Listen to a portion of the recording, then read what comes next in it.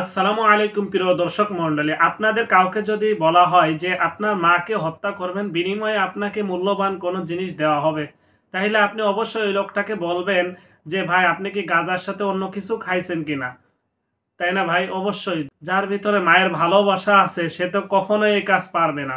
অথচ আমরা এমন একটা জামানায় উপনীত হয়েছি যে জামানায় মাকে মেরে ডিপ ফ্রিজে ভরে রাখছে। হ্যাঁ দর্শক, এটা সত্য কাহিনী, বগুড়ায় এটা সংঘটিত হয়েছে যে সাদ নামে একটা ছেলে তার মাকে জুয়ার টাকা বা প্রেম করার জন্য যে টাকা পয়সা লাগে এটা না দেওয়ার কারণে মাকে হত্যা করে, মার মতে এরকম একটা সম্মানী ব্যক্তিকে হত্যা করে ডিপ ফ্রিজের ভিতরে রেখে দিয়েছে।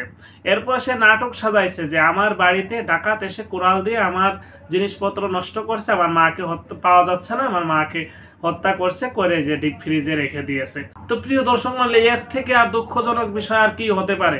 দেখেন আল্লাহ তাআলা কোরআনে পাকের মধ্যে বলে দিয়েছেন, ও কযা রাব্বুকা আল্লা তা'বুদু ইল্লা ইয়াহু ওয়া বিল ওয়ালিদাইনি ইহসানা ইম্মা ইয়াবলুগান্না ইনদাকাল কিবরা আহাদুহুমা আও কিলাহুমা ফালা তাকুল লাহুমা উফফিউ। দেখেন আল্লাহ তাআলা বলছেন, তোমার মাকে তুমি উফ শব্দ করেও বা রাগ করে করে কথা বইল না, এরকম খারাপ ব্যবহার করো না। রাসূল কারীম সাল্লাল্লাহু আলাইহি সাল্লাম বলছেন, রিদার রাব্বি ফি রিজাল ওয়ালাদি ওয়া সাখাতার রাব্বি ফি সাখাতাল ওয়ালাদি, যে পিতামাতার সন্তুষ্ট এটা আল্লাহ তাআলার সন্তুষ্টি, আর পিতামাতার অসন্তুষ্টি এটা আল্লাহ তাআলার অসন্তুষ্টি।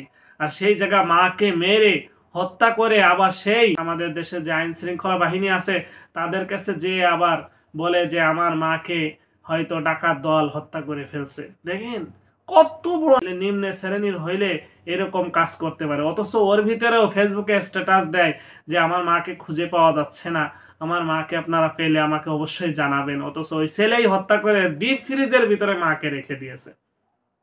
প্রিয় দর্শক মণ্ডলী, এটা বলতে গেলেও নিজের কাছে খারাপ লাগতেছে যে আজকে আমাদের এই দিনও দেখতে হবে। দেখেন প্রিয় দর্শক মণ্ডলী, যখন এই ছেলেটা তার মাকে পিছন থেকে নাক টাক চেপে ধরছে, দম বন্ধ হয়ে মারা গেছেন, তাইলে ওই মা যখন ওই ছেলেটা ধরে রাখছিল, ওই মার মনে কিরকম লাগতেছিল যে আমার আমার গর্ভে ধারণ করা সন্তান আমাকে হত্যা করে ফেলছে। আহ, কি খারাপ বিষয়। প্রিয় দর্শক মণ্ডলী, আপনাদের যাদের পিতামাতা জীবিত আছে অবশ্যই তাদের সাথে ভালো ব্যবহার করবেন, তাদের সন্তুষ্টি করে জান্নাত কামাই করবেন। আল্লাহ তাআলা পিতামাতার সন্তুষ্টির ভিতরে জান্নাত রাখছেন। আর আমাদের দেশে যেন আর এইরূপ ঘটনা আর না ঘটে। আল্লাহ তাআলা আমাদের সবাইকে হেদায়েত দান করেন।